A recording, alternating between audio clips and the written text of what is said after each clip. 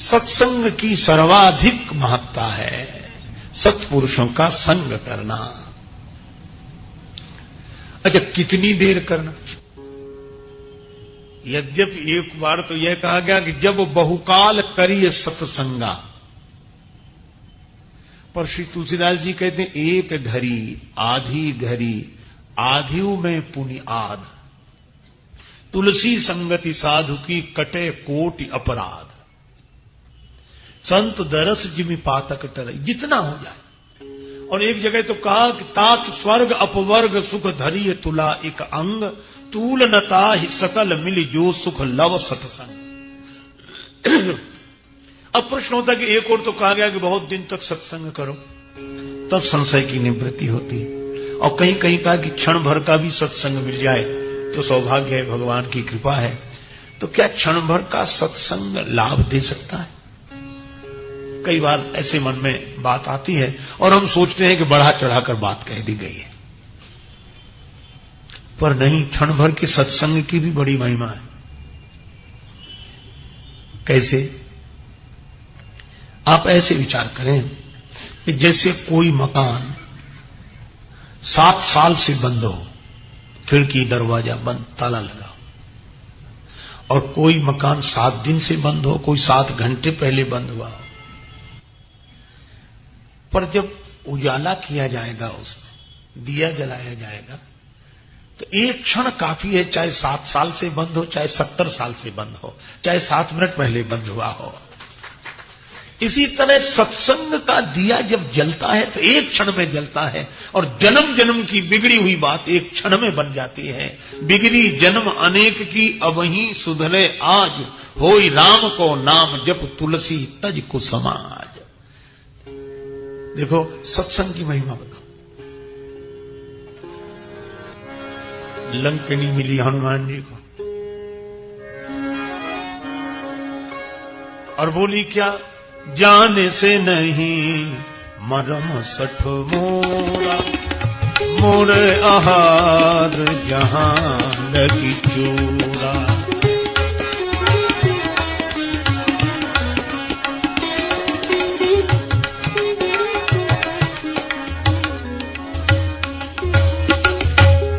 लंकनी बोली मुझे नहीं जानते, मैं तुम्हें खा जाऊंगी। हनुमान जी बोले क्यों? लंकनी बोली मैं चोरों को खाती हूं। हनुमान जी को हंसी लगी कि अगर तू चोरों को खाती है तो सबसे पहले तुझे रावण को खा लेना चाहिए, क्योंकि वही लंका का सबसे बड़ा चोर है। रेती चोर कुमारग गाम, अंगद जी ने तो कहा है। पर अजीब बात है, हनुमान जी बोले मैं तो चोर का पता लगाने आया हूं, और तू चोर को खाती है कि चोर को रखाती है? चोर का पता लगाने वाले को खा रही है और कहती है कि मैं चोर को खाती हूं। हनुमान जी ने सोचा इसकी बुद्धि ठीक नहीं है, क्या करें? श्री हनुमान जी ने मुक्के का प्रयोग किया, और जैसे ही मुक्के का प्रहार किया तो लंकनी गिरी, और गिरते ही रुधिर बमत धरनी धन मनी, उसके मुंह से रक्त निकला, और पुण्य संहारी उठी सो लंका। वह लंकनी फिर संभल कर खड़ी हो गई और बोली सत्संग का सुख मिल गया। अब यह बड़ा सांकेतिक सूत्र है। यह हनुमान जी ने जो चोट की, ये चोट क्या है? सदगुरु मेरा सूरमा करे शब्द की चोट। हनुमान जी ने प्रहार किया, और हनुमान जी संत हैं, बिनु हरि कृपा मिलहि नहीं संता, तो संत तो शब्द की चोट करते ही हैं। और जैसी शब्द की चोट हनुमान जी ने की तो लंकनी के मुंह से रक्त निकल गया, जो भीतर भरा था वह रक्त निकल गया, और रक्त माने राग। और जब संत शब्द की चोट करते हैं तो मन के भीतर भरा हुआ जगत का राग बाहर आ जाता है। लंकनी के मुंह से निकला रक्त और लंकनी बन गई विरक्त, राग निकल गया। और सचमुच जब राग चला जाता है तो द्वेष भी चला जाता है, और जहां राग और द्वेष नहीं है उस शांति का अनुभव करने वाला सत्संग की महिमा समझता है। जो सुख लव सत्संग, पर संकेत है कि पुनि संहारी उठी सो लंका, लंकिनी संभल गई। वे सौभाग्यशाली हैं जो संत के शब्द की चोट खाकर संभल जाते हैं। पर हनुमान जी ने इसी तरह की चोट रावण पर भी की थी। सो हनुमान हन्यो मुठिका, और इस शब्द पर ध्यान दें, रावण पर भी हनुमान जी ने मुठिका का प्रयोग किया और लंकनी पर भी मुठिका एक महाकपि हनी, पर लंकनी तो संभल गए। पुनि संहारी उठी सो लंका, और रावण हनुमान जी से बोला कि हमारा आपका युद्ध हो जाए। हनुमान जी ने कहा कि युद्ध तो हो जाए, पर फैसला कौन करेगा, बहुत देर तक युद्ध होगा। रावण बोला लंबा वाला युद्ध नहीं, एक एक मुक्के का, मैं आप पर प्रहार करूंगा, आप मुझ पर प्रहार करना। हनुमान जी बोले ठीक है, लेकिन एक काम करो रावण। क्या? पहले तुम ही मुक्के का प्रहार करो मेरे ऊपर। रावण बोला मैं क्यों करूं, तुम क्यों नहीं करते पहले मुझ पर मुक्के का प्रहार? हनुमान जी मुस्कुराकर बोले डर यह है कि कहीं मैंने पहले मुक्के का प्रहार कर दिया तो फिर पता नहीं तुम्हारी बारी आती भी है कि नहीं, तुम्हारे मन में ही यह बात रह जाएगी, इसलिए पहले तुम ही मुक्के का प्रहार करो। और रावण ने पूरी शक्ति से हनुमान जी पर मुक्के का प्रहार किया। अब विचार करें हनुमान जी कौन है? का ज्ञान इनाम अग्रगण्यम। हनुमान जी संत के स्वरूप हैं, सदगुरु के स्वरूप हैं, ज्ञानियों में अग्रगण्य हैं, और इन पर प्रहार कौन कर रहा है? रावण। और रावण कौन है? विनय पत्रिका की भाषा भाव शैली में मोह दशमौलि तदभ्रात अहंकार, ये रावण मोह का रूप है। और मोह माने अज्ञान। मानस में मोह शब्द का प्रयोग मोहित होने के अर्थ में तो किया ही गया है, पर अज्ञान के अर्थ में शब्द का अधिक व्यवहार हुआ है। तो मोह माने अज्ञान, तो ये अज्ञान का मोह का प्रहार है संत पर हनुमान जी के लिए बड़ी सुंदर बात आई। वीरासन में बैठ गए, रावण ने प्रहार किया, जान टेक कपि भूमि न गिरा। हनुमान जी वीरासन में विराजमान हुए। वीरासन में क्यों? महा अजय संसार रिपुजीत सकई सो वीर। वह जान टेक, और टेक कर, क्यों? क्योंकि साधु की तो टेक ही है, साधो टेक गही सो गही, कोटि विघ्नते संत कर मन जिम नीति न त्याग। तो हनुमान जी का तो कुछ नहीं बिगड़ा, बैठ गए वीरासन में। और जो रघुवीर का होकर वीरासन में बैठ जाए उसका मोह क्या बिगाड़ेगा, अज्ञान क्या बिगाड़ेगा। अब रावण तो बार बार आंख बंद करे और खोले। हनुमान जी ने कहा कि परेशान मत हो, हम स्वस्थ हैं, हम स्वस्थ हैं, और जो स्वस्थ हो उसका क्या बिगाड़ेगा यह संसार, स्वस्थ है। एक सज्जन थे, वो विनोद की शैली में बोलते थे, उसका अन्यथा अर्थ न लिया जाए। वो कहते थे कि महाराज आजकल तो बड़ी समस्या है। हमने कहा क्या?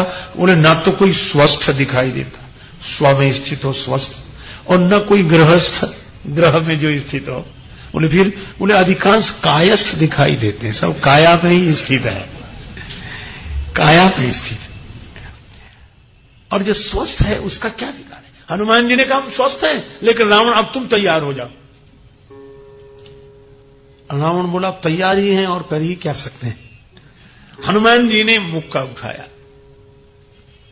तो मुक्के का जब प्रहार किया तो रावण की क्या हालत हुई, मूर्छित होकर गिर गया। और जब मूर्छा हुई, दूर हुई, तो बोला क्या? कपिबल विपुल सराहन लगा, वाह कमाल कर दिया, आप जैसा बलवान मैंने नहीं देखा, वाह वाह वाह। हनुमान जी बोले मुझे धिक्कार है, मुझे धिक्कार है। क्यों? बोले बल देखते तो तब जब बताने के लिए बचते ही नहीं, तुम बच गए। और इसमें संकेत क्या मिला?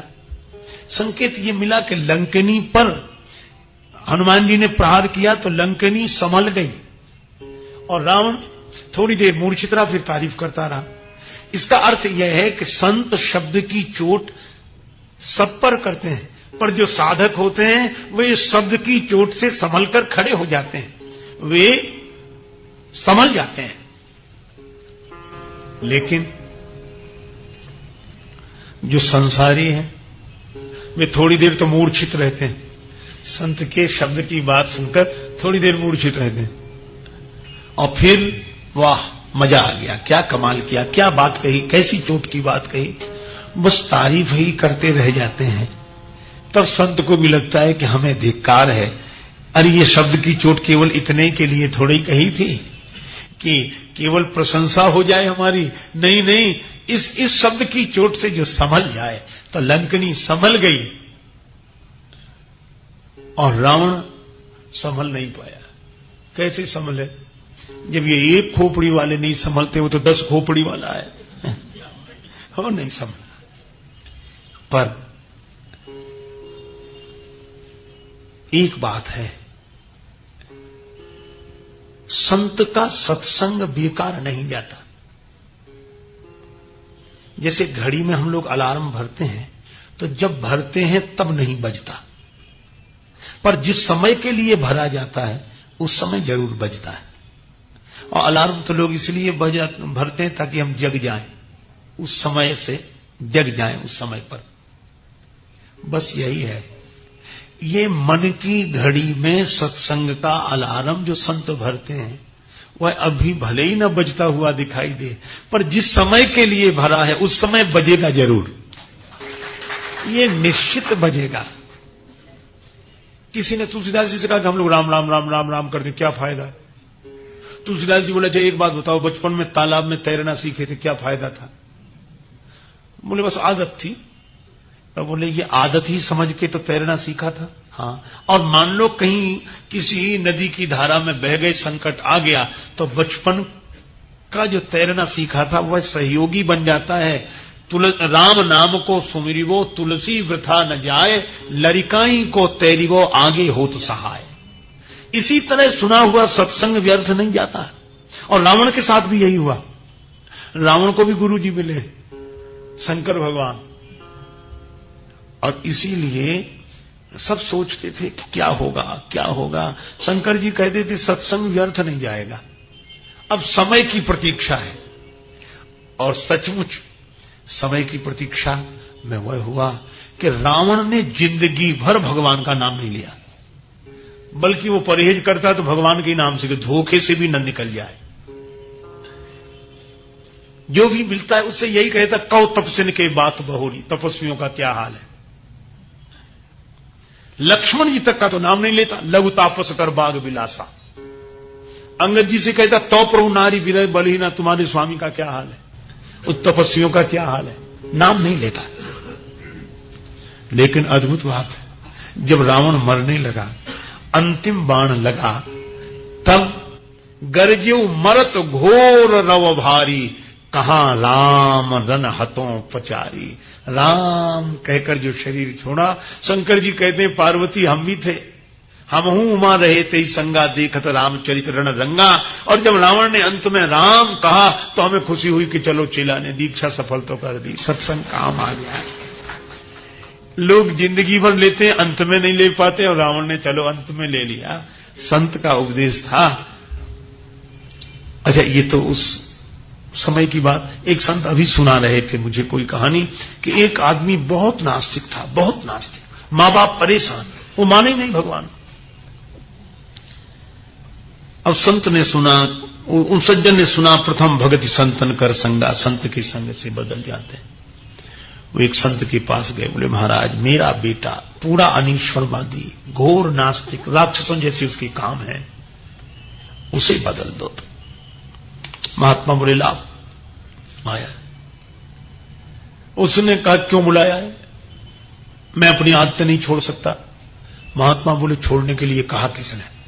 बिल्कुल मत छोड़ो, तुम जो करते हो वही करो, हमारी तुम्हारी मित्रता हो गई। बोला तब तो कोई हर्ज नहीं, आप हमें कुछ छोड़ने के लिए कहेंगे नहीं तो मित्रता में क्या हर्ज है। और बोले हम तो आप जैसी साधु को ढूंढ रहे थे, जो हमें कुछ रोके ही नहीं, टोके नहीं। ठीक है, अब महात्मा साथ साथ रखें उसको, घूमने जाए तो साथ साथ, कहीं जाए तो साथ ले जाए। धीरे धीरे संत ने उससे प्रेम कर लिया। एक दिन जंगल में गए घूमने, महात्मा ने कहा मित्रता है तो एक बात तो मान ले। बोले बोलो। महात्मा बोले एक बार मेरे कहने से राम कह दे, एक बार कह दे राम। बोला इससे क्या होगा? अब बोले वो बाद की बात है, तो कह दे। बोला नहीं कहूं तो? महात्मा बोले अकेले तुम हो, अकेले हम हैं, तुमसे हम मजबूत हैं, कहला कर रहेंगे। अब तो फंस गया चक्कर में, साधु भी जिसके पीछे पड़ जाए उसका कल्याण करके ही रहते हैं। तो उसने सोचा कि क्या हर्ज है कहने में। बोले इससे क्या बनेगा? महात्मा बोले तो बिगड़ेगा क्या? कुछ नहीं बनेगा तो बिगड़ेगा क्या, कह ले। तो बोला अच्छा जाओ, तुम्हारे कहने से कह दिया राम, अब नहीं कहूंगा। महात्मा बोले जरूरत ही नहीं है, बन गया काम। लेकिन एक बात मेरी और सुन ले। क्या? बोले इस एक बार जो तूने भगवान का नाम लिया है, इसके बदले में कोई कुछ मांगने के लिए कहे तो अपनी ओर से कुछ मत मांगना, यही कह देना कि इसके बदले में जो मिलता हो सो मिल जाए। उसने कहा ठीक है, बात आई गई हो गई। संत ने कहा कि इसका कल्याण हो गया। अरे महाराज कैसे? बोले वो छोड़ो। और सचमुच वह व्यक्ति समय आने पर मरा, मरकर गया परलोक में। कहा इसके तो पाप ही पाप हैं, नरक में ले जाया जाएगा। लेकिन चित्रगुप्त ने हिसाब समझाया कि एक बार एक संत के थोड़ी देर के संग से इसने जबरदस्ती राम कहा है। तो यमराज बोले हमारे यहां इस भजन का तो हिसाब है नहीं कि ये कहने का क्या फल है, तो इसी से पूछ लो। बोले तुम्हें अपने पापों की सजा भुगतनी है, एक बार राम कहा है, उसका फल क्या चाहते हो? उससे संत की बात याद आई। तो बोला इसके बदले में जो मिले वही मिल जाए, मैं अपनी ओर से कुछ नहीं मांगता। अब यमराज बोले हमारे खाते में तो यह है नहीं कि एक बार नाम लेने का क्या फल है, चलो ब्रह्मा जी से पूछें। ब्रह्मा जी बोले हम चारों वेदों की बात बता सकते हैं, पर यह भक्ति का मामला हमें भी पता नहीं कि नाम लेने का क्या फल है। तो फिर कुछ तो करो। शंकर जी दिन रात नाम लेते, उनके पास चलो। शंकर जी ने कहा कि नाम तो मैं दिन रात लेता रहता हूं, लेकिन महिमा मुझे भी पता नहीं, आप क्या करें? बोले राम जी के पास ले चलो जिनका नाम है। सब लोग शंकर जी, ब्रह्मा जी, यमराज उस व्यक्ति को लेकर भगवान के यहां गए। भगवान बोले नाम तो हमारा ही है, लेकिन महिमा हमें भी पता नहीं है। अब एक काम करो। कहा क्या? बोली ये हमारे पास आ गया है, तो इसे अब यहीं छोड़ दो, आप लोग सब वापिस जाओ। और तुलसीदास जी ने 2 पंक्तियां इस प्रसंग से जुड़ी हुई लिखी। जासु नाम सुमिरत इक बारा, उतरहि नर भव सिंधु अपारा। दूसरी पंक्ति लिखी कहों कहां लगी नाम बड़ाई,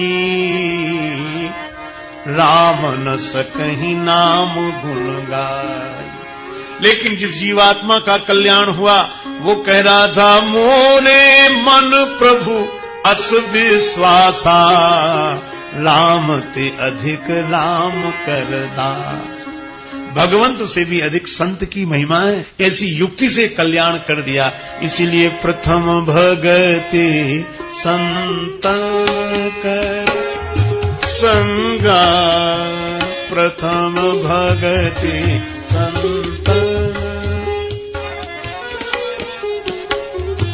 दूसर रति मम कथा प्रसंगा,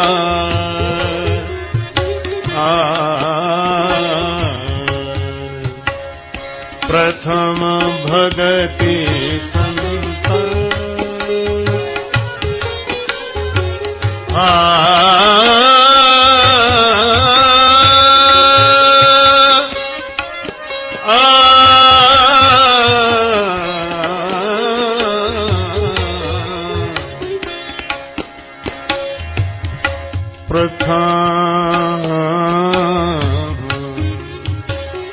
प्रथम भगति संत, भगति संतन, भगति संत।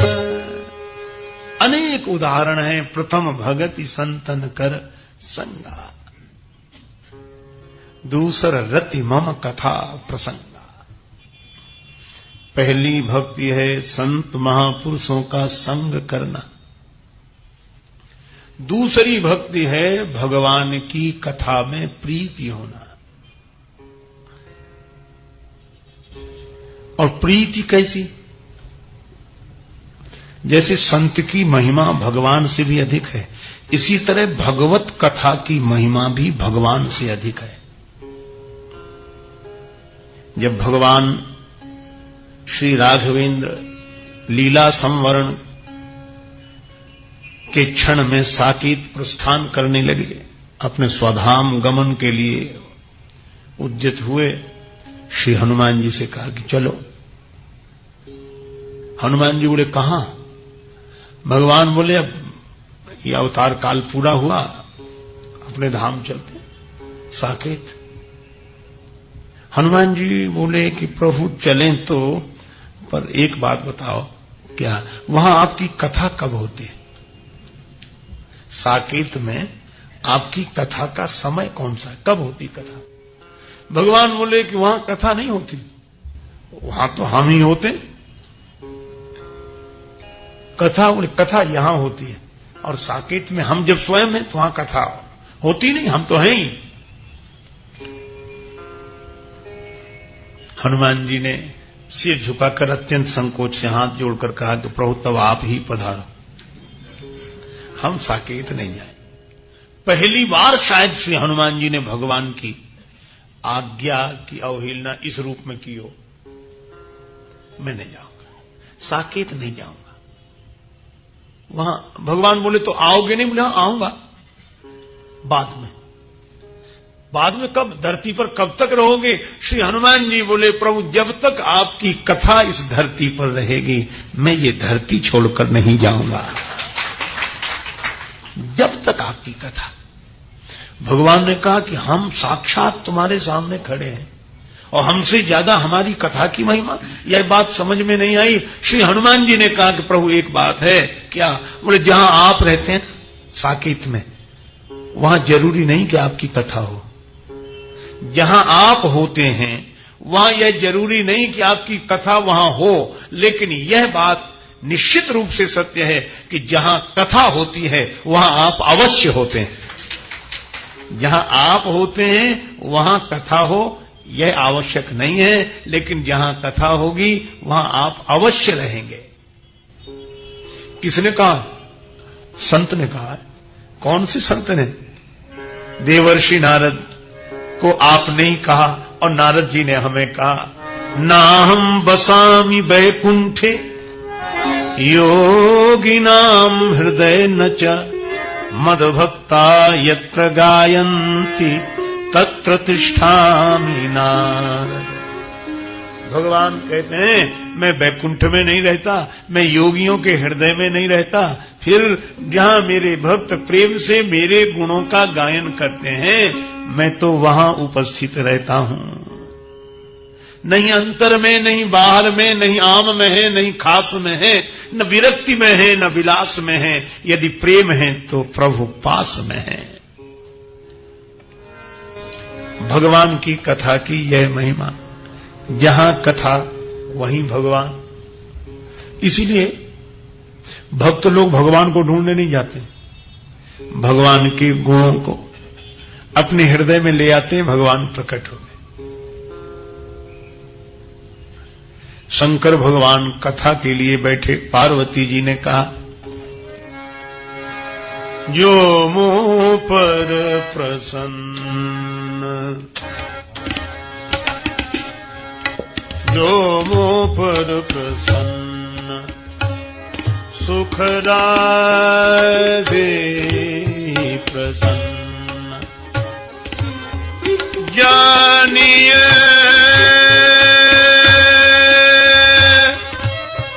सत्य मोहिनी जदासी यो मो पर प्रसन्न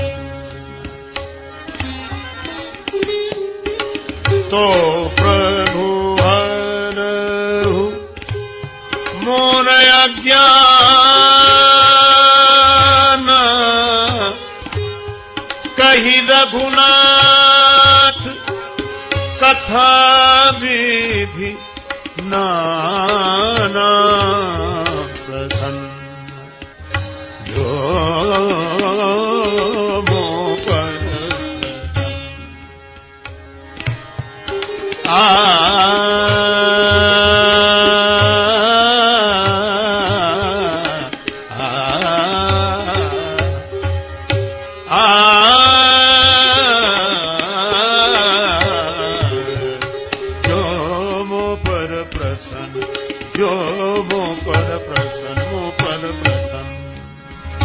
अगर आप मुझ पर प्रसन्न हैं तो भगवान की कथा सुनाएं।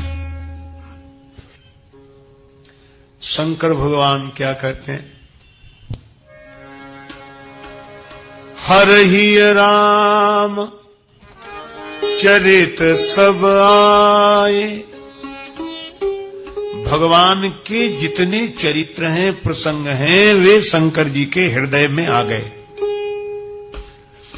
अच्छा, भगवान की कथा हृदय में आ गई, इसकी पहचान क्या है? हरहि नाम चरित सब आए,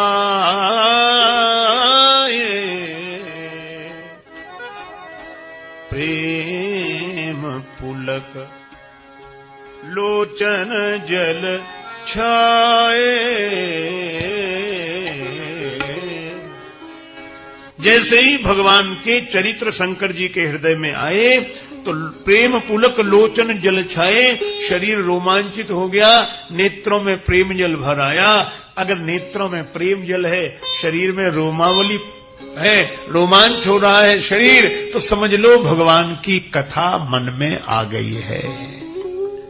भगवत कथा जब मन में आती है तब ऐसी दशा होती है।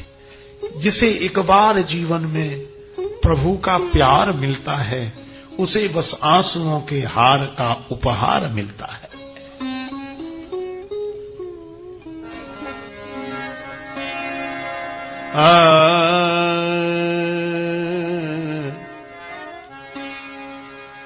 ये दो नैन कहो नहीं माने, नदिया बहे जैसे सावन की, कोई कहियो रे प्रभु आवन की, कोई कहियो रे प्रभु आवन की।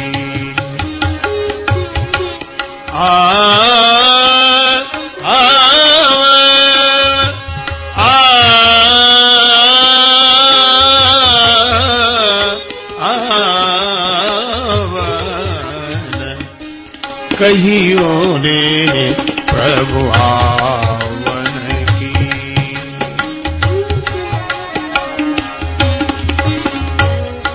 नदियां बहे जैसे सावन की। भगवान के गुण जिसके हृदय में होंगे वही पुलकित होगा, उसी के नेत्रों में प्रेम जल भरा होगा। हरहि रामचरित सब आए, प्रेम पुलक लोचन जल छाए। और जब भगवान के गुण आए, भीतर प्रेम उमड़ा मन में, तो भगवान आ गए। श्री रघुनाथ रूपुर आवा, परमानंद अमित सुख पावा। बोलो, शंकर जी के हृदय में श्री रघुनाथ जी का रूप आ गया। इसका अर्थ है जहां जहां भगवान की कथा होगी, भगवान के गुण होंगे, वहां भगवान अवश्य उपस्थित रहते हैं, अवश्य। देखो, सीता माता अत्यंत व्यथित अशोक वृक्ष में के नीचे बैठी, अशोक वृक्ष के नीचे अशोक वाटिका में अत्यंत व्यथा है। व्यथा की निवृत्ति होती है भगवत कथा से। श्री हनुमान जी ने कथा सुनाई। लागी सुने श्रवण मन लाई, आदि होते सब कथा सुनाई। और कथा सुनकर सुनते ही सीता कर दुख भागा। जानकी माता बोली, बड़ी कृपा, जिसने इतनी सुंदर कथा सुनाई वो सामने आ जाए। हनुमान जी तो बड़े विनम्र है, तो बोले माता बस कथा ही सुंदर है, कथा कहने वाला तो बिल्कुल बंदर है, ये छिपा ही रहे सो अच्छा। जानकी मैया बोली नहीं, बंदर ही सही पर आ जाए, क्योंकि बंदर भी अगर भगवान का है तो सुंदर है, क्योंकि नाचते तो हर कोई है, पर जो राम जी के नचाए नाचे वे बंदर भी सुंदर हैं। इसीलिए भाई भक्त लोग भगवान से क्या कहते हैं,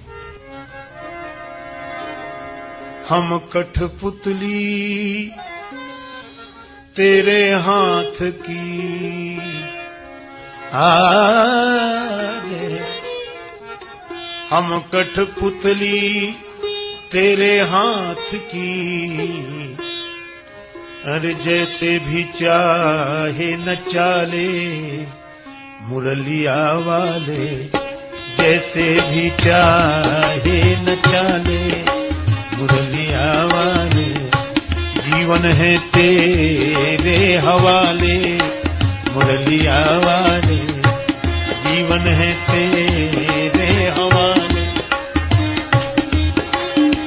मुरली मुरली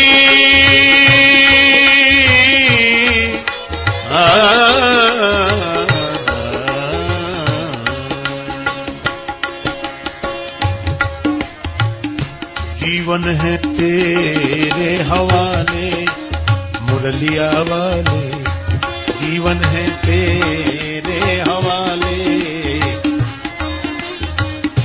अपने चरण का दास बना के, अपने चरण का दास बना के, वृंदावन में बसा ले मुरलिया वाले, वृंदावन में बसा ले।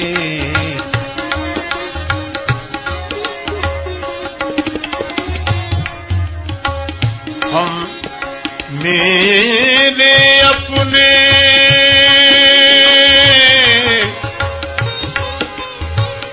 मेरे अपने हुए न अपने, मेरे अपने हुए न अपने, अब तो तू ही अपना ले मुरलिया वाले, अब तो तू ही अपना ले। जन राजेश की, जन राजेश की, जन राजेश की अरज यही है, कर गए कंठ लगा ले मुरलिया वाले, जीवन है तेरे हवाले।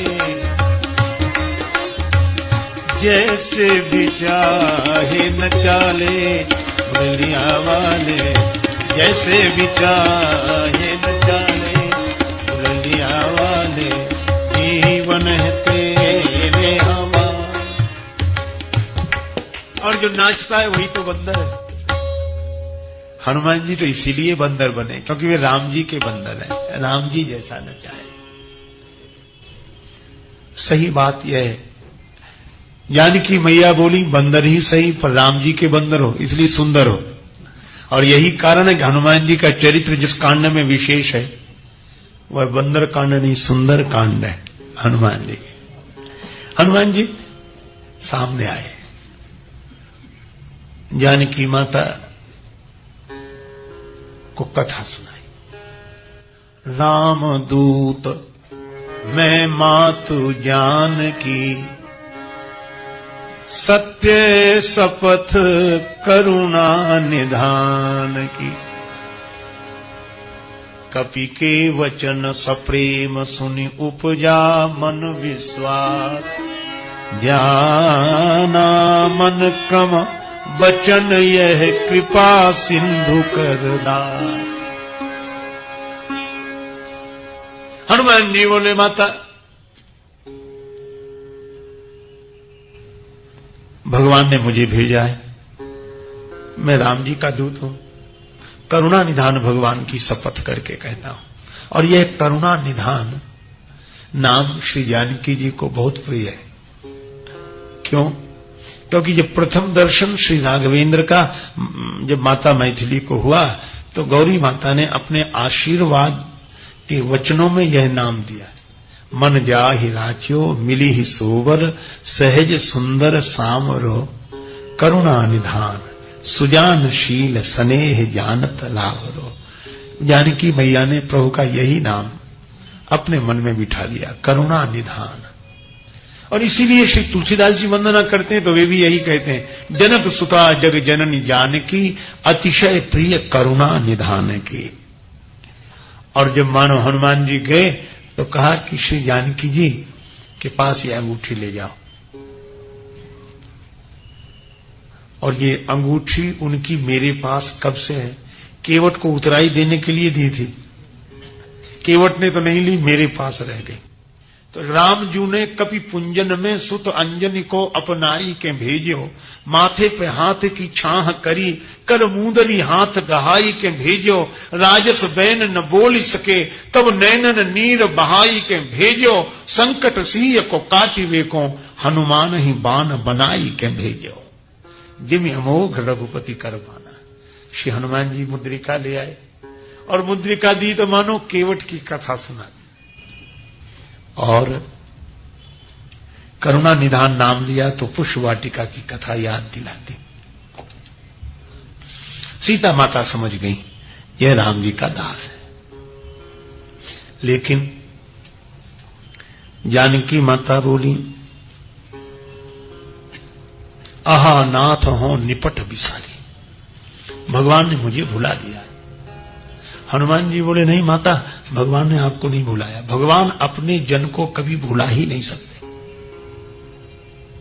सीता मैया बोली, इसका क्या प्रमाण है कि भगवान ने नहीं भुलाया? जानकी मैया से हनुमान जी ने पूछा कि मैया इसका क्या प्रमाण है कि भगवान ने भुला दिया है? सीता मैया बोली, इंद्रपुत्र जयंत ने कौआ बनकर मेरे चरण में चंच का प्रहार किया था तो भगवान ने उसके पीछे बाण लगा दिया। चरण में चोंच का प्रहार करने वाले के पीछे बाण और हरण करने वाला अब तक आराम से बैठा है, इसलिए लगता है कि भगवान ने भुला दिया। मां,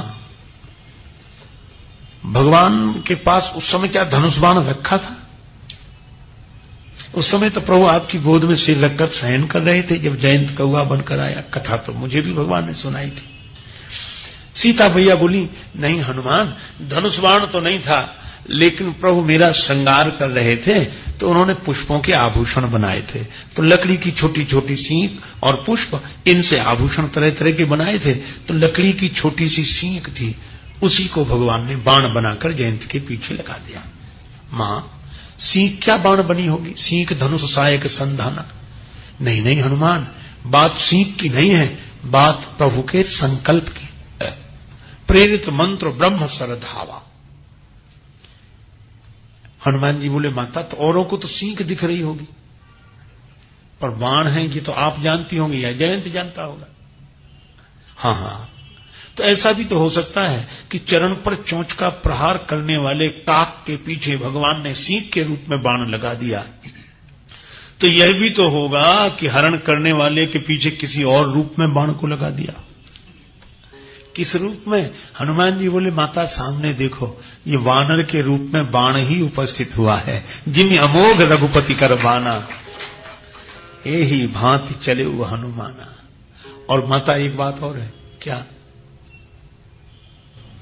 भगवान इतने कृपालु हैं, इतने कृपालु हैं कि आप निरंतर भगवान के नाम का स्मरण करती हैं, भगवान के गुणों का चिंतन करती हैं, भगवान की कथा श्रवण करके भरोसा रखती हैं, तो भगवान का बाण ही नहीं आया है, भगवान भी आए।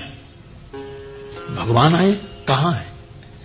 मां, अभी अभी कथा हुई है, तो जहां कथा वहां भगवान। लेकिन ये तो भावना की बात है, प्रत्यक्ष प्रमाण भी तो मिले कि भगवान कथा में रहते हैं। हनुमान जी बोले, अभी मिलेगा। मां, अब तक तो मैंने अपनी बात कही, लेकिन अब रघुपति कर संदेश, अब सुन जननी धरि धीर, अस कही कपि गद गद भयो, भरे बिलोचन नीर।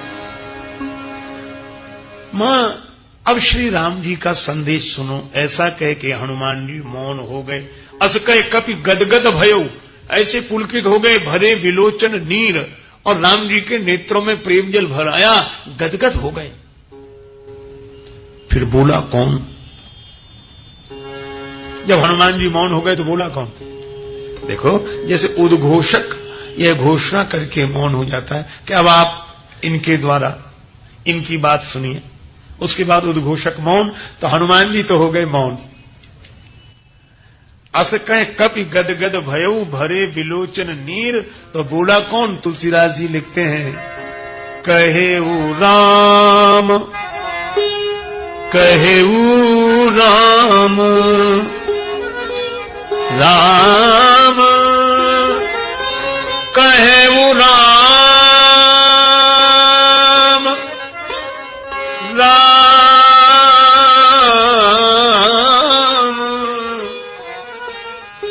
राम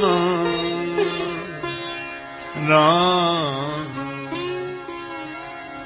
कहेऊ राम,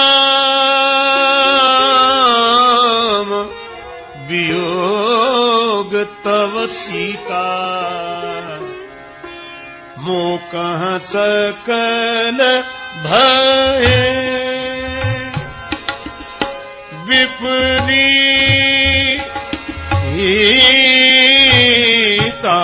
कहेऊ राम वियोग,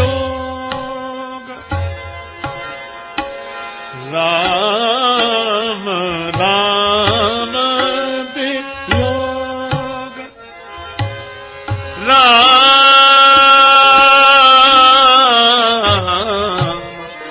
राम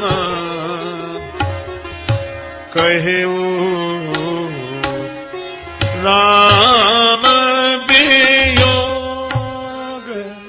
राम जी बोले, कहेऊ राम।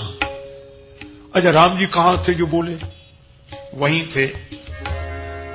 जास हृदय आगार, बसहि राम सर चाप धर।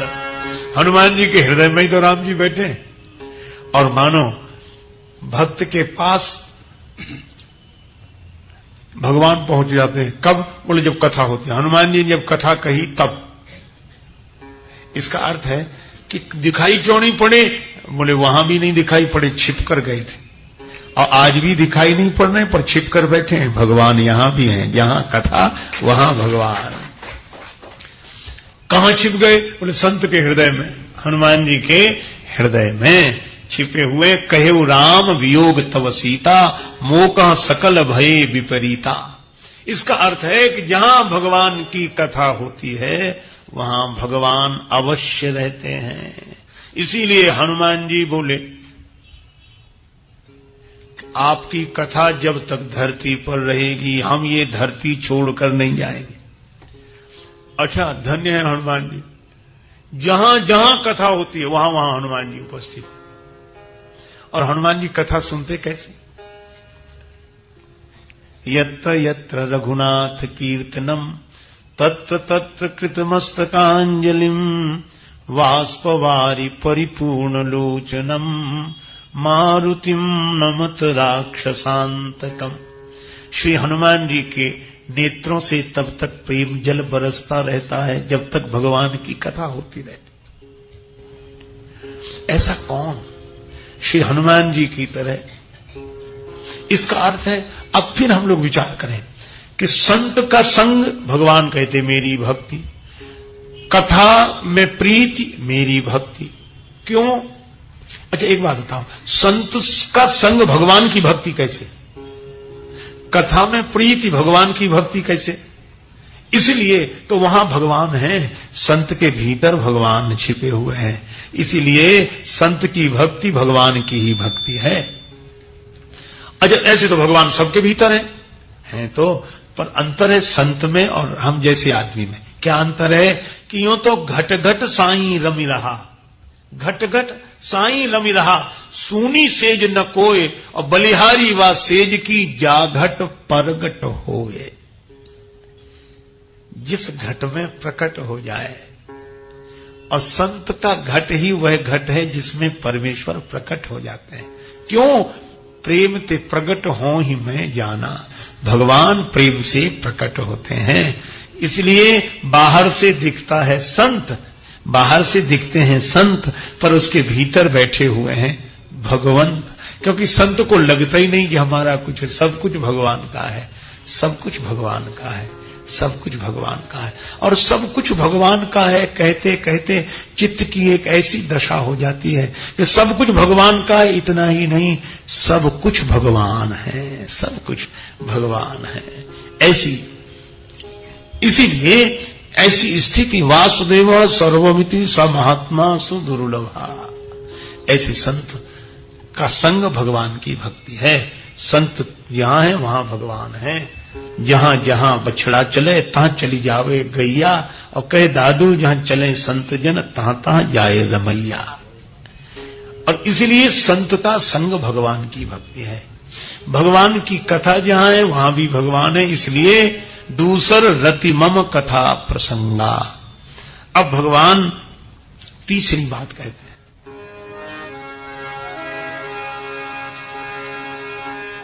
गुरुपद पंकज सेवा तीसरी भगति अमान अमान।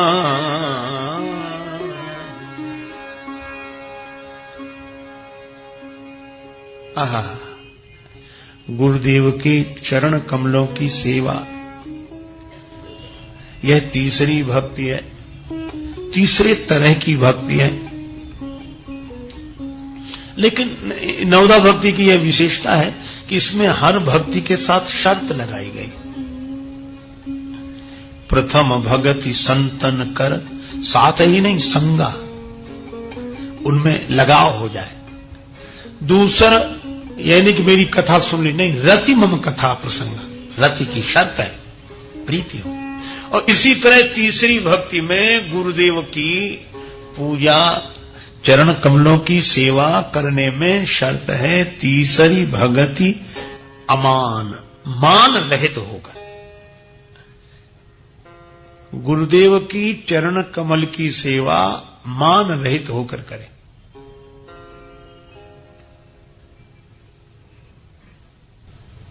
रावण भी गुरु भक्त है, और ऐसा भक्त है कि उस जैसा कोई नहीं, वो तो सिर काट काट कर चढ़ाता है, सिर काट कर चढ़ा दिए पर सिर झुकाया नहीं। सिर झुकाता तो अभिमान की निवृत्ति होती, सिर काटने से तो अभिमान और बढ़ गया, ये तो सिर्फ झुकाते ही, मैंने तो काट कर चढ़ा दिया। तो गुरु सेवा तो है, पर इतना अभिमान। अच्छा, रावण ने कभी सिर झुकाया ही नहीं।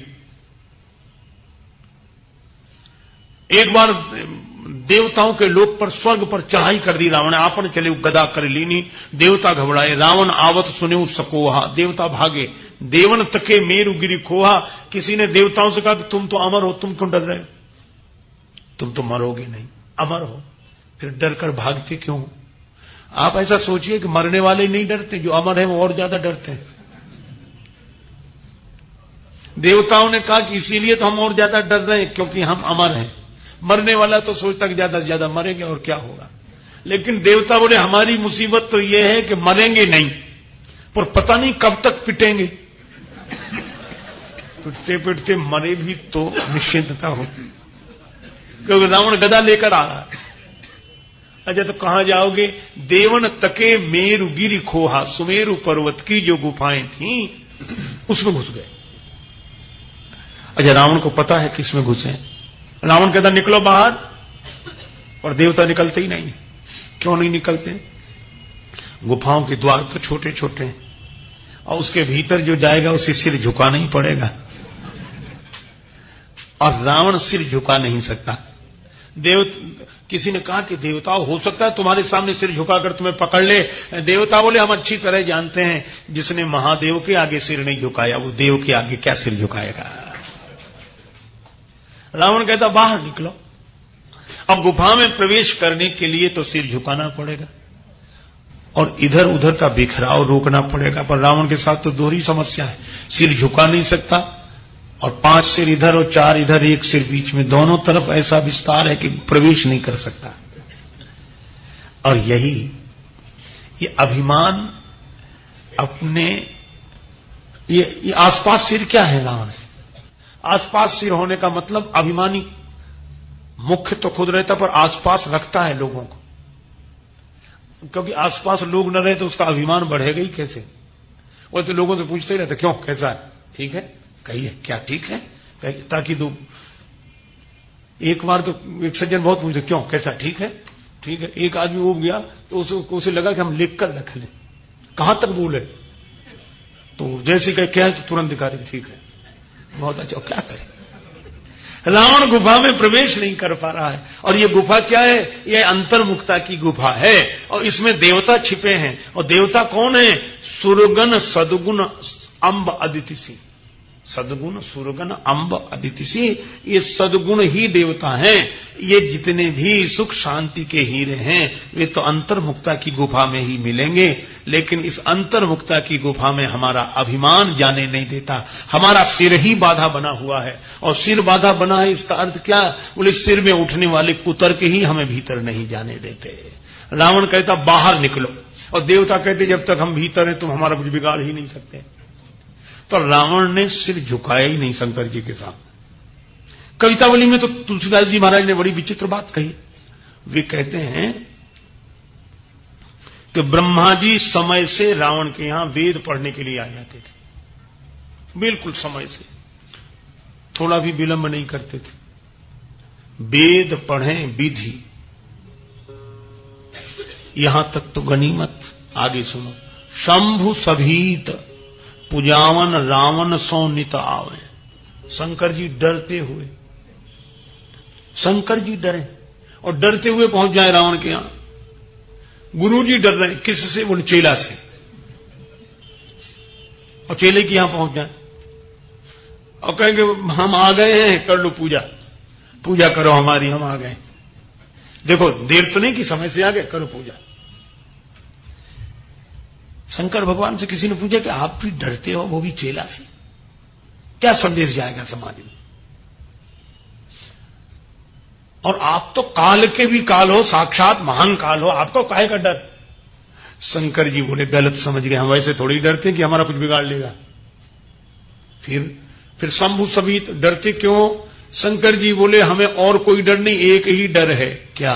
बोले हम इसके पास समय से आ जाते हैं। क्यों? बोले डर यह है कि कहीं ये हमारे यहां ना आ जाए, बस यही डर है, और कुछ डर नहीं है, ये हमारे यहां ना आ जाए। अच्छा आएगा तो करेगा क्या? अरे करेगा, आते ही यह सिर काटना शुरू करता है। इतना दो, नहीं तो नंबर 1, और सिर है 10। बड़ी मुसीबत है। शंकर जी बोले अब क्या कहें, किसी दूसरे की छाती पर कोई छुरा रख दे कि इतना दो नहीं तो तुम्हारा सिर काट लेंगे, और दूसरा ढंग यह है कि इतना दो नहीं, अपने ही सिर काट रहे हैं। शंकर जी बोले और ब्राह्मण घर में आके और सिर काटे, और एक सिर हो तो सिर 10-10 सिर काटता है, तो देना ही पड़ता, कहते मत काट, हम दिए दे रहे हैं ले। तो शंकर जी बोले कौन घर में ये उपद्रव कराए, हमें यही डर है कि ये हमारे यहां ना आ जाए, इसलिए हम ही इसके पास आ जाते हैं। वेद पढ़े विधि शंभु सभीत पुजावन रावण सो नित आवे। एक दिन रावण गया शंकर जी के यहां, चलो हम भी चलें, गुरु जी रोज आते हैं तो हम भी जाएं। मालूम क्या किया है? जाकर हिमालय पहुंचा और कैलाश को हिलाने लगा। कैलाश शिखर को, कौतुकी कैलाश को उखाड़ लिया और ऐसे ऐसे हिलाए, 20 भुजाओं की ताकत है जो हिलाया, तो कैलाश हिला तो शंकर जी भी हिलने लगे। पार्वती जी बैठी थी वो भी। तब पार्वती मैया ने पूछा कि देवादिदेव क्या हो रहा है, ये कैलाश में बड़ी हलचल मची है। शंकर जी मुस्कुराकर बोले चेला आया है। बोले ये कैसा चेला, इतनी हलचल मचा दी? शंकर जी बोले रावण जैसा चेला आवे तो ऐसे ही होता है। बोले रावण जैसा चेला आए और गुरु जी के यहां हलचल न मचे। और रावण ने क्या किया? पार्वती जी ने पूछा ये कर क्या रहा है? शंकर जी बोले प्रणाम कर रहा है। प्रणाम करना। हाँ, और सचमुच उन्हें कैलाश पर्वत उखाड़ लिया और सिर पे रख लिया। किसी ने पूछा क्या कर रहे हैं? बोले गुरु जी को प्रणाम कर रहे हैं। तो बोले ये प्रणाम का कोई तरीका है? प्रणाम तो तब किया जाता है कि चरणों में सिर रखो। तो गुरु जी सिर पर हाथ रखते हैं कि उठो बेटा, उठाते हैं। रावण बोला ऐसे तो सब करते हैं, सबकी तरह हमने किया तो रावण के प्रणाम में औरों के प्रणाम में अंतर ही क्या रहा?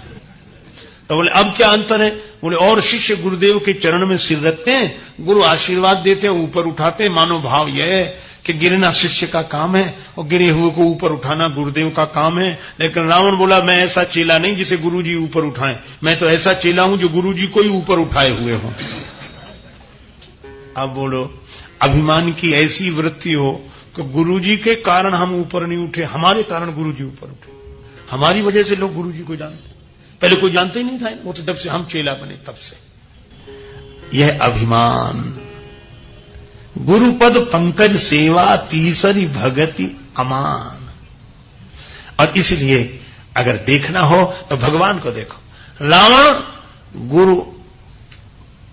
रावण के भी गुरु जी हैं, लेकिन रावण अभिमान नहीं छोड़ पाया। और राम जी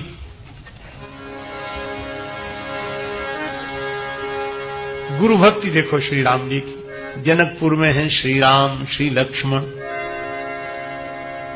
आधी रात बीत गई, कहत कथा इतिहास पुरानी, कथा इतिहास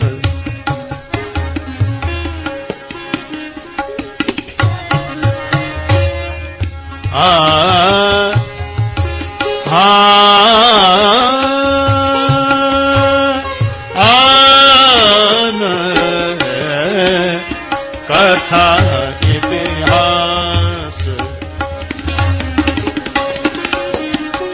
कथा इतिहास।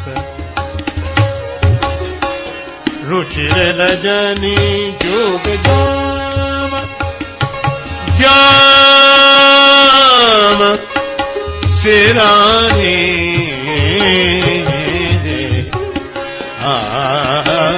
कथा इतिहास।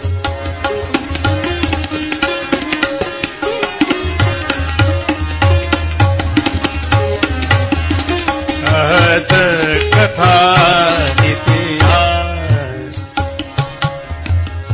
रुचिर रजनी युग जाम सिराने, कहत कथा इतिहास, कहत कथा इतिहास, कहत कथा इतिहास।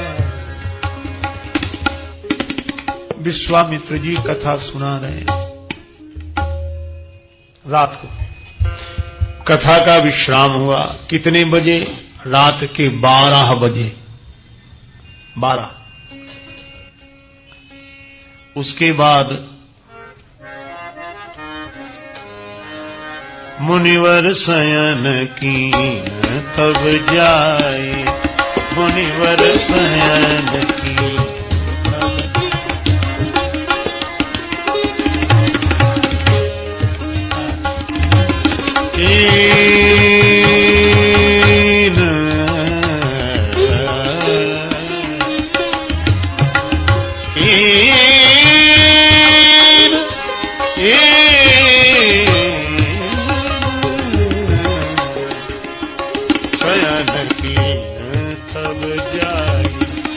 मुनिवर शयन की, शयन की, शयन की। रात्रि को 12 बजे विश्वामित्र जी विश्राम करते हैं और राम जी लगे चरण चापन, दो भाई दोनों भैया चरण दबाने लगे। तुलसीदास जी कहते हैं कि गुरु भक्ति है तो ऐसे। ये चरण कौन दबा रहे हैं? जिनके चरण सरोरुह लागी, करत विविध जप जोग विरागी। जिनके चरण कमलों के दर्शन के लिए बड़े बड़े योगी अमलात्मा परमहंस महात्मा दर्शन करना चाहते हैं, उसके लिए तप करते हैं, वे ही भगवान तेई दो बंधु प्रेम जनु जीते, गुरुपद कमल पलोटत प्रीते। वे भगवान गुरुदेव के चरण दबा रहे। गुरु विश्वामित्र जी को भी बड़ा संकोच है, क्योंकि गुरु जी जानते ये तो भगवान है और मैं तो इनके ही चरणों के दर्शन के लिए गया था। यही विधि देखो पद जाई, कर विनती आनव दो भाई। बार बार कहते राम रहने दो, हो गया राम रहने दो। राम भी बोले नहीं गुरुजी। गुरुजी बोले देखो ये एकांत है, मैं तो जानता हूं कि तुम भगवान हो, तुम्हारे ही चरणों के दर्शन के लिए गया था। राम जी बोले आना तो मुझे चाहिए था आपके पास, पर मैं नहीं आया। ये भूमि भार हरण करने में आया था और मैं आया नहीं, आपको आना पड़ा, तो यह तो गलती हो गई ना मुझसे, इसलिए मैं हार गया हूं। और हारा हुआ व्यक्ति दाव तो चुकाता ही है, इसीलिए यही समझ लीजिए कि उस गलती का प्रायश्चित कर रहा हूं। तेई दो बंधु प्रेम जन जीते, जैसे प्रेम से जीत लिया हो। और भगवान बोले एक बात और है। क्या? गुरुदेव, आप गुरुदेव हैं। विश्वामित्र जी बोले यह तो लीला है, तुम शिष्य बने हो, हम गुरु जी बने। भगवान बोले इस लीला से ही तो उपदेश मिलना चाहिए समाज को। क्या? बोले अगर आप गुरुदेव हैं और मैं आपका शिष्य हूं, तो शिष्य और गुरु के बीच में कैसी सेवा भावना होना चाहिए, यह भी तो लोग देखें। तेई दो बंधु प्रेम जनु जीते, गुरुपद कमल पलोटत प्रीते। कितनी रात्रि को? रात्रि के 12 बजे के बाद। बोलो, आज के युग में ऐसी सेवा की तो पहले तो सेवा की ही कल्पना नहीं की जा सकती, और चलो सेवा की कल्पना भी कोई कर ले तो रात के 12 बजे। कहते बस ये महाराज के साथ बड़ी समस्या है। तो हमने पूछा क्या? बोले सो ही नहीं पाते उनके साथ, रात को देर तक जगाते, सवेरे सवेरे फिर कहते कि जगो।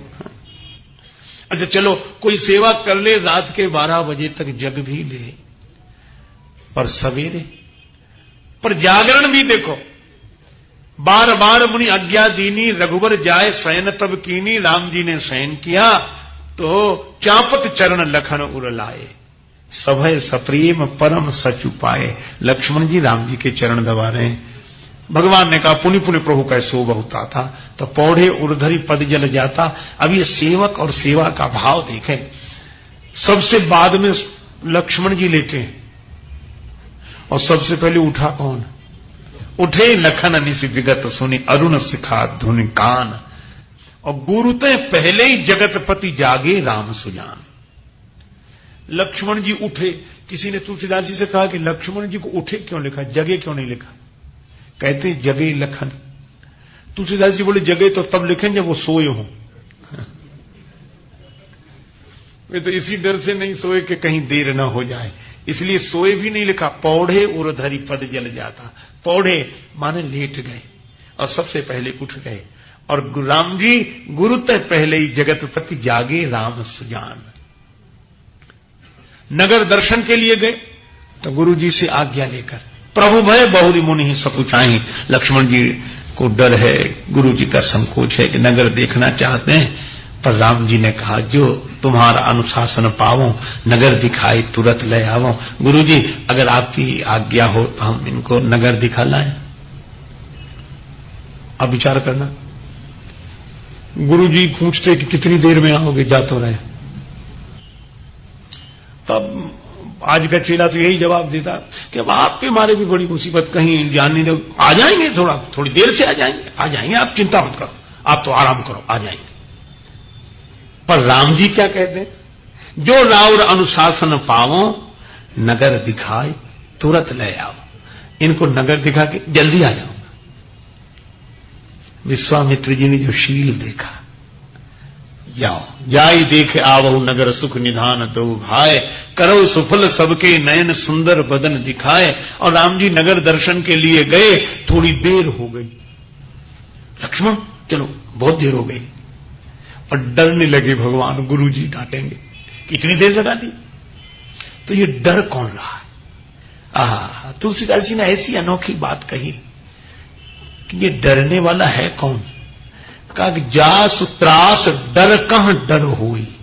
जिनके डर से डर भी डरता है, जिन भगवान के डर से डर भी डरता है, वे भी गुरु जी के डर से डर रहे हैं। भजन प्रभाव दिखावत सोई, यह है गुरु महिमा। अरे इंसान की कौन कहे, गुरुदेव की सेवा करने में भगवान को भगवान होने का अभिमान छोड़ना पड़ता है, तो इंसान क्या जो गुरुदेव की सेवा करते समय अपने होने का अभिमान न छोड़े। गुरुपद पंकज सेवा तीसरी भक्ति अमान। भगवान की महिमा से भी अधिक गुरुदेव की महिमा है। भगवान ने तो वचन दिया ही था दशरथ जी को मनु रूप में, मैं आऊंगा। और एक बार नहीं, सत्य सत्य पन सत्य हमारा पन सत्य है, मैं आऊंगा आऊंगा आऊंगा। लेकिन जिसके यहां आने का वचन दिया उसका चौथा पन आ गया, नहीं आए।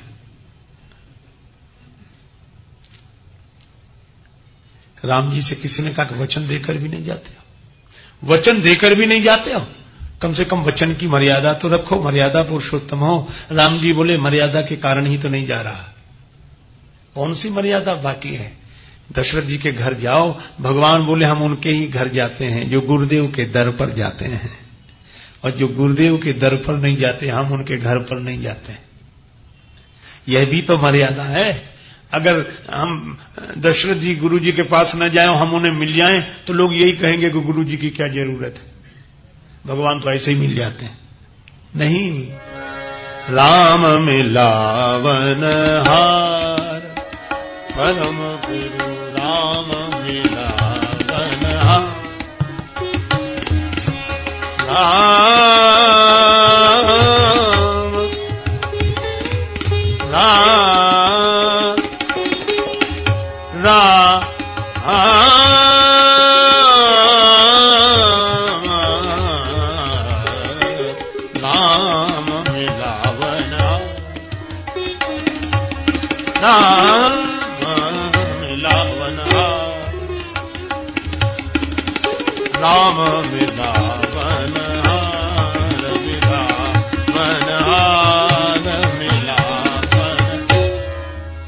दशरथ जी गुरु जी के यहां गए तो उन्हें भगवान के पास नहीं जाना पड़ा, भगवान उनके पास आ गए। लेकिन एक बात है, मानस में ऐसी गुरु महिमा है अद्भुत। दशरथ जी को भगवान मिले गुरुदेव का सम्मान करने से। गुरु गृह गए तुरत महिपाला, चरण लाग कर विनय विशाला, चरण लाग कर विनय विशाला, तब भगवान मिले। और श्री राम एक दिन घर छोड़कर चले गए, दशरथ जी का घर छोड़कर चले गए। क्यों? राम जी के वन जाने के कई कारण होंगे, पर मुख्य कारण एक ही है, लीलावश ही सही, भ्रमवश दशरथ जी के द्वारा गुरुदेव का अपमान हो गया। कैसे?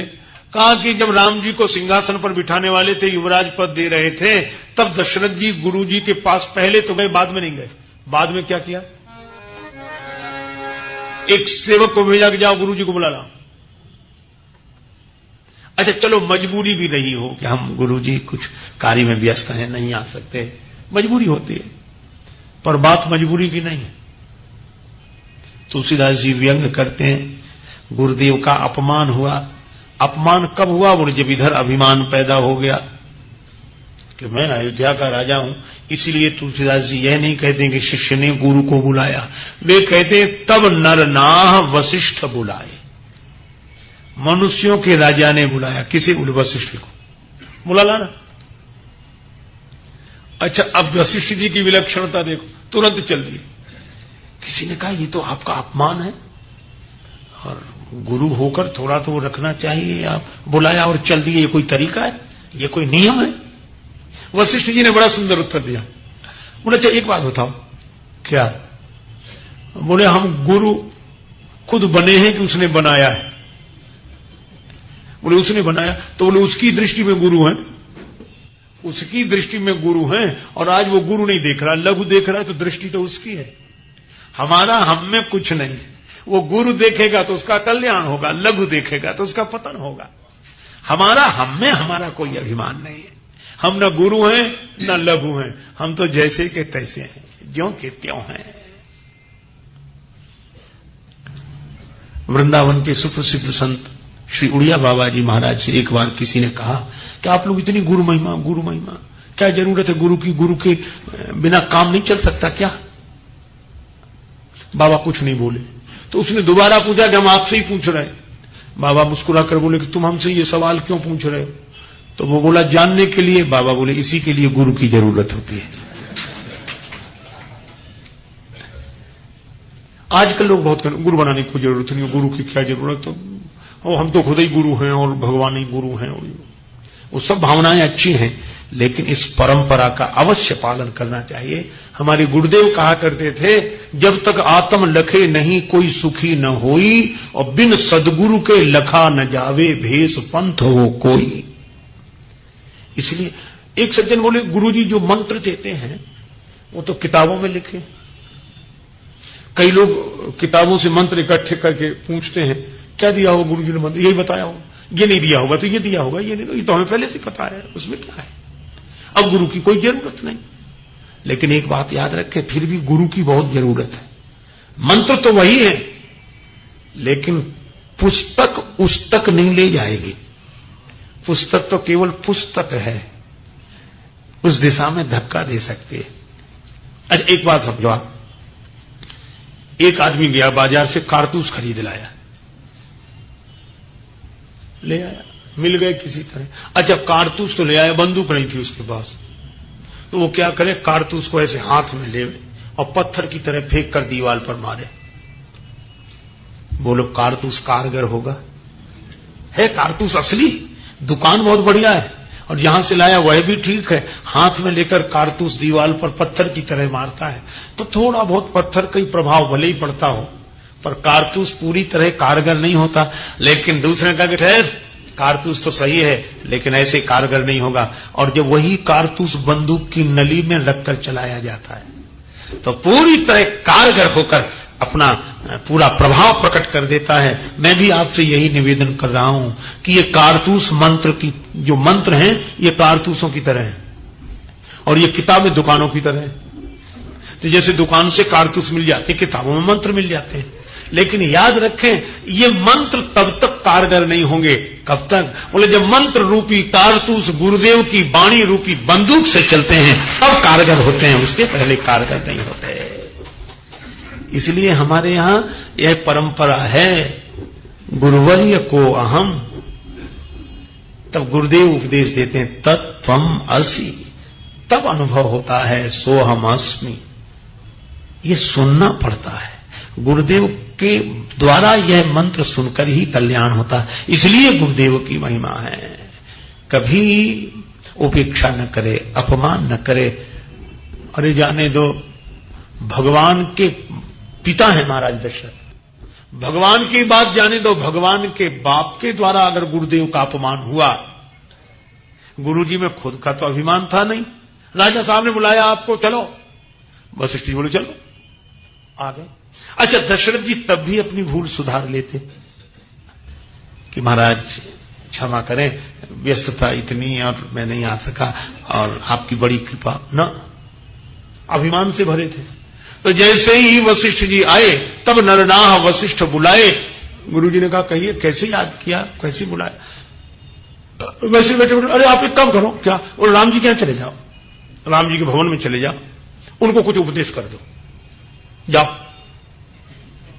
बोलो भाई, यहां गुरुओं का इस तरह उपयोग हो, अरे आप खड़े हो, चले जाओ ना जल्दी, जाओ, उन्हें जरा उपदेश कर दो।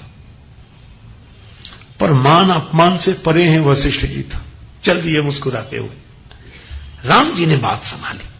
श्री राम जी को पता लगा गुरुदेव वशिष्ठ आए। राम जी ने जो सुना तुरंत भवन छोड़कर नंगे पांव बाहर निकल आए, श्री सीता जी के संग बाहर निकल आए और रास्ते में ही हाथ जोड़कर खड़े हो गए। गुरुदेव को देखा तो धरती पर सिर रखकर प्रणाम किया हाथ जोड़कर, और राम जी ने आंखों में आंसू भरकर कहा, सेवक सदन स्वामी आगमनु, मंगल मूल अमंगल दान। सेवक सदन स्वामी आगमनु, मंगल मूल अमंगल दाम, मंगल मूल अमंगल दाम। श्री राम जी कहते हैं यद्यपि सेवक के घर स्वामी का आगमन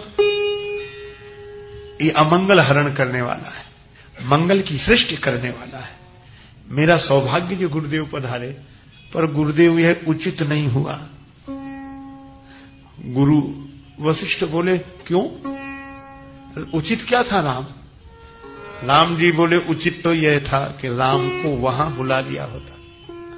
पिताजी मुझे आज्ञा देते कि जाओ गुरु जी के पास आशीर्वाद लेकर आओ, उपदेश लेकर आओ। तदपि उचित जन बोल सप्रीति, सिखइए नाथ कहिए असनी। राम को वहां आना चाहिए था।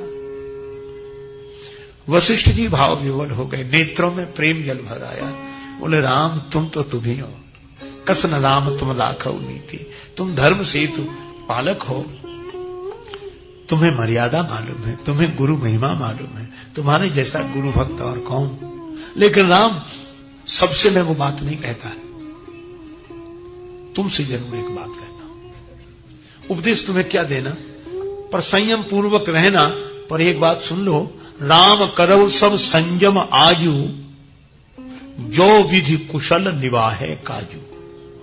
अगर विधाता कुशलता से ये कार्य पूरा हो जाने दे तो स्पष्ट वशिष्ठ जी ने कह दिया कि हमें लगता नहीं कि ये कार्य पूरा होगा। विधि, विधि माने ब्रह्मा, ब्रह्मा जी इसे होने नहीं देंगे पूरा। कहा क्यों नहीं होने देंगे?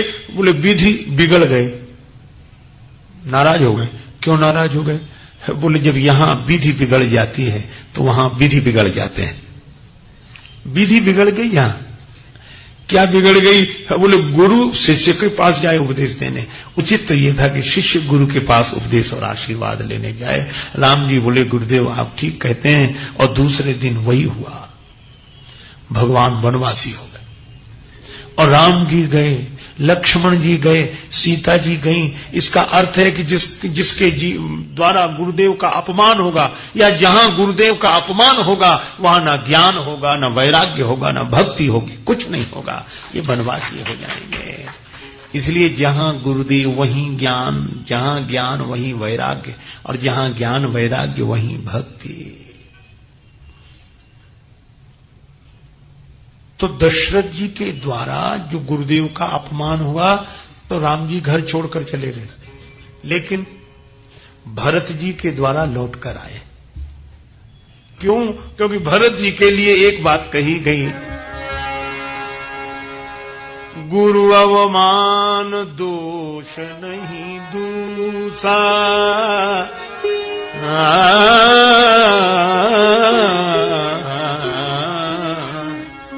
भरत जी के द्वारा गुरुदेव का अपमान नहीं हुआ। गुरु अवमान दोष नहीं दूसरा। वे तो गुरुदेव को संग लेकर गए, गुरुदेव से ही प्रार्थना की कि गुरु जी आप जैसा करें, और यही कारण है। अंत में वशिष्ठ जी ने कहा क्या? राम जी ने कहा कि गुरुदेव कुछ फैसला कर दे। वशिष्ठ जी बोले मुझसे मत कहलाओ। क्यों? इसलिए भरत सने विचार न राखा, भरत सने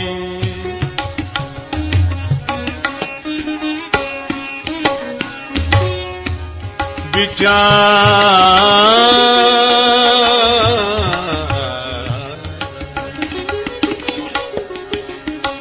भरत सने विचार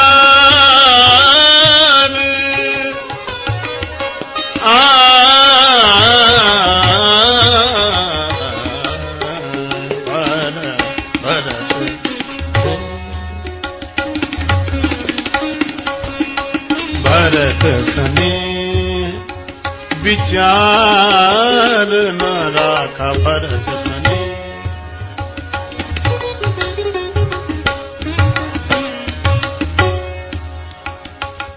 तेहि ते कहूं बहोरी बहोरी, भरत भगति बस भई मति मोरी, भरत सने विचार न लाखा, भरत सने भरत सने भरत सने भरत सने। गुरुजी बोले कि मैं निर्णय नहीं दे सकता, भरत के प्रेम के बस में हो गई मेरी बुद्धि।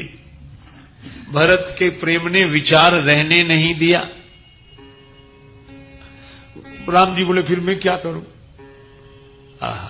गुरु वशिष्ठ बोले मोरे जान भरत रुचि राखी, जो कीजिए सो शुभ शिव साखी। भरत जो कहें वही करो, मेरी समझ से तो एक ही बात समझ में आ रही है, वही शुभ होगा। शंकर भगवान साक्षी हैं इसके, भरत कहें सोई। आप भरत जो कहें वही करो। मोरे जान भरत रुचि राखी। राम जी भाव विह्वल हो गए। गुरुदेव इतने पक्ष में भरत के, राउर जापर अस अनुरागु, को कही सकई भरत कर भागु। तो एक बात है क्या, बोले गुरुदेव की इतनी कृपा, गुरुदेव का इतना अनुराग भरत पर, तो निश्चित भरत जी ने जो गुरु सेवा अमान भाव से की है, इसीलिए गुरुदेव की ऐसी कृपा है। तो राम जी बोले अब मैं भरत के कहने से ही अयोध्या लौटूंगा। क्यों? बोले जब दशरथ जी ने के द्वारा गुरुदेव का अपमान हुआ तो मैं अयोध्या छोड़कर आ गया, और जब भरत जी के द्वारा गुरुदेव का सम्मान हुआ तो मैं अयोध्या लौट कर जाऊंगा। इसीलिए गुरुपद पंकज सेवा तीसरी भगति अमान, अभिमान छोड़कर गुरुदेव की चरण सेवा करना। क्यों? अंतिम बात इसलिए क्योंकि संत के भीतर भी भगवंत हैं, तो संत का संग भी भगवान की भक्ति, कथा में भी भगवान रहते हैं छिपे हुए, इसलिए कथा में प्रीति भी भगवान की भक्ति। और गुरुदेव को तो भगवान का रूप ही समझना चाहिए। भक्तमाल में कहा भक्ति भक्त भगवंत गुरु, चतुर नाम बपु एक, तिनके पद वंदन किए ना सही विघ्न अनेक। भगवान कहते हैं गुरुदेव को मेरा ही रूप समझो, उनकी चरण सेवा अभिमान रहित होकर करो तो मेरी ही भक्ति होगी। इसलिए गुरुपद पंकज सेवा तीसरी भगति अमान। ऐसे भगवान इन भक्तियों का वर्णन करते हैं, और इनमें से कोई एक भक्ति दृढ़ता से आ जाए तो किसी यत्न प्रयास की जरूरत नहीं। भगति करत बिनु जतन प्रयासा, संस्कृति मूल अविद्या नाशा। इसी के साथ वाक्य पुष्पांजलि भगवत चरणारविंद में अर्पित करते हुए चर्चा को विराम, चर्चा को विराम, चर्चा को विराम, चर्चा को विराम, चर्चा को विराम, चर्चा को विराम, चर्चा को विराम, चर्चा को विराम, चर्चा को